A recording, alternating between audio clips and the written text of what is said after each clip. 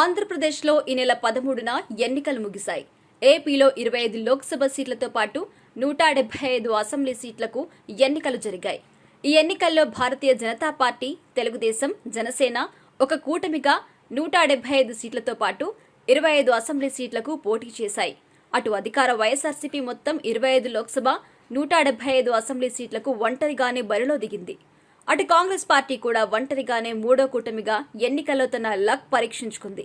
ఈ ఎన్నికల్లో సీఎం జగన్ చెప్పినట్టుగా వైఎస్ఆర్సీపీకి 151 కంటే ఎక్కువ శాసనసభ స్థానాలొస్తే తన ముఖానికి పేడ కొడతారని చెప్పుకొచ్చారు.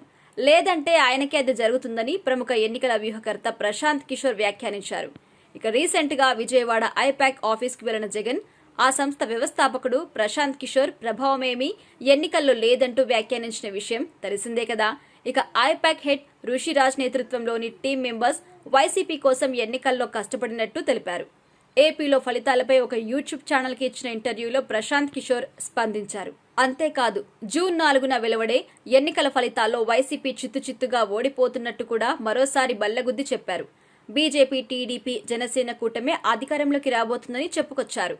దేశంలో భారతీయ జనతా పార్టీ పూర్తి మెజారిటీతో తిరిగి అధికారంలోకి వస్తుందని స్పష్టం చేశారు. ప్రధానమంత్రి నరేంద్ర మోదీపై ప్రజల్లో వ్యతిరేకత లేదు అన్నారు. మళ్లీ ఆయన ఆధ్వర్యంలో కేంద్రంలో కొత్త ఎన్డీఏ సర్కార్ కొలువు తీరబోతున్నట్టుగా చెప్పారు. అయితే ఈ ఎన్నికల్లో రాహుల్ గాంధీ, తేజస్వి యాదవ్ తామే అధికారంలోకి రాబోతున్నట్లు చెబుతున్నారు. వారిలాగే జగన్ కూడా తామే అధికారంలోకి వస్తామనే భ్రమల్లో ఉన్నారని చెప్పారు. కేవలం సంక్షేమ పథకాలతో ప్రభుత్వాలు ఏర్పడడం ఇంపాసిబుల్ అన్నారు.